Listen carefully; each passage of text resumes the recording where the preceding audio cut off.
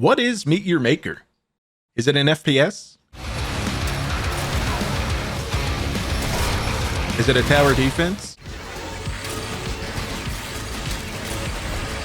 Is it a Mario Maker?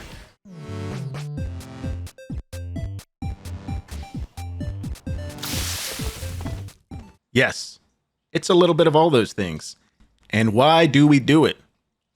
For our little pal right here, our precious Chimera. Hello. Hello, little buddy. I love you. You see, the Chimera is humanity's last hope. A human hybrid in the making, with hopes of being immune to current and future variation to the choregenic virus. To carry on with the Chimera project at our sanctuary, we need more uncorrupted genetic material, commonly referred to as GenMat. There's two ways to gather GenMat. You raid,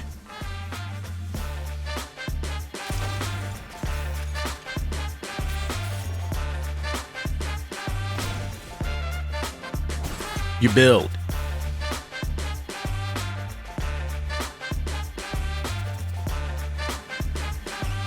Inside of our sanctuary, we have a command center. Here we can view outposts created by other sanctuaries. We can choose to raid them. If we're successful, we get to pocket some GenMat. We can also view a list of burial sites. There's a lot of uncorrupted GenMat in the ground there, so we claim a site and we build an outpost. Our outposts are built to gather and protect the burial site's GenMat. To gather, the outpost must simply exist. A predetermined amount of available GenMat is harvested over time. To protect, you, the custodian, must fortify your base with guards and traps, nefarious tricks placed throughout a deadly maze of your making. You'll start with a few traps and one guard with the option of unlocking and upgrading others.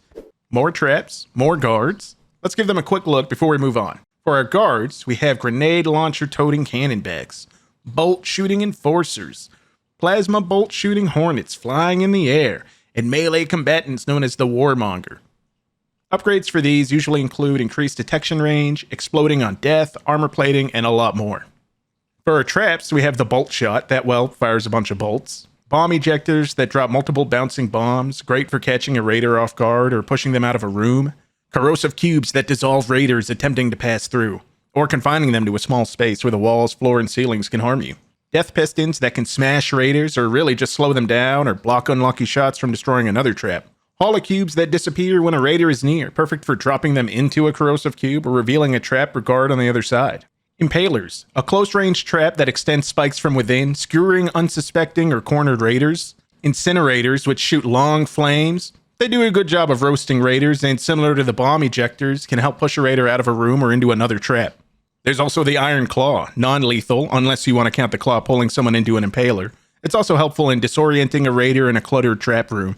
And finally, there's the Plasma Sentinel, a trap that fires balls of plasma from all sides of this cube-shaped trap. I personally don't use them very often, but they're pretty nice if you litter a large room with them. Protecting our outposts allows the Harvest Removal Vacuum, known as the HRV or Harvester, to gather GenMat from our outpost's extractor and send it off to the Chimera. Protecting our outpost also means custodians that are controlled by other players will attempt to raid our outpost. If our outpost is devious enough, it'll murderize a custodian for a little extra GenMat. As mentioned before, there is a set amount of GenMat that can be acquired. When there is nothing left, you have the potential option of prestiging your outpost. If you meet the requirements and you have the necessary amount of resources, prestiging your outpost will allow you to refill the GenMat pool and increase your building capacity. You can only prestige a set amount of times. Now, when that limit is met and new players can no longer raid your outpost, you can flip it to social mode, and that lets you share the outpost with your friends, and it will continue to exist to be playable. And you can flip an outpost to social mode at any time, but you will not earn resources or progression for your outpost. The other note is if an HRV dies in a raid, no extra GenMat is lost or gained. What I'm saying is, don't hurt Harvey. Harvey just wants to do job and chill. Besides, if you're a raider, you should follow Harvey to the extractor. For an outpost to be active, Harvey must have a clear path. And you can use Harvey to avoid fake floors, which is really cool of them. So what about when we are the raiders? We'll run, slash, shoot, jump, grappling hook, and probably die. Luckily, we do have unlimited attempts to navigate another custodian's outpost, with the objective of stealing some GenMat from their extractor. We'll work our way through an enemy outpost, killing NPC guards and destroying traps for extra resources, or if you're brave enough and quick enough, some bases can be sprinted in and out of without a scratch. And by the way, a scratch hurts. Pretty much any lethal trap or guard can one-shot you. Technically, besides the corrosive cubes that just take a brief moment to melt you, you can stick your toes in and out and be fine. So how do we handle the guards and traps? Well, big brain thinking will be needed for some complex outposts. Sometimes just plain old trial and error. But really, we should gear up. We can unlock and upgrade new suits and weapons, and we can unlock and craft new hardware, which are usable tools in a raid. Suits and weapons will have different specializations. Suits specialized in range combat or in melee combat. For your weapons, you can get a reusable shield for protection. Melee weapons focused on lunging and breaking armor upgraded guards, or other melee weapons for fast attacks and deflecting projectiles. And of course, there are different ranged weapons, one for armored guards and traps, and another one for taking out normal guards. And the hardware we have access to includes grenades for traps and guards, temporary defensive domes to shield us from harm, pods that allow the custodian to respawn on death, and a spike drive that provides faster movement.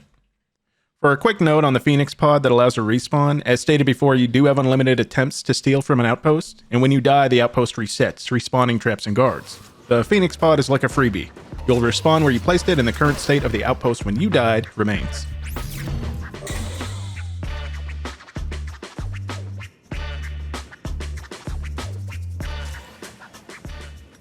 Now, all these unlocks and upgrades are done at our designated advisors. Simply put, clones of prominent figures in this world's history to assist us with the Chimera project. Besides unlocks and upgrades, they also provide temporary boosts. These boosts include intel about enemy outposts, increased material drop rates or earnings, or increased prestige points earned. Now, as you gather Gen Mat, you level your advisors, which increases their boost durations and levels up the Chimera. And Chimera's leveling up means you get more resources. The main resource from the Chimera is known as cells, and the Chimera is the only source for this. Well, that about covers it for this video. We are custodians, and we exist to help that Chimera become the perfect human hybrid to resist the chorogenic virus that has nearly wiped out all of humanity. We raid, we build. Thanks for watching, everyone. If you have any feedback about the video or questions about the game, let me know in the comments. Bye!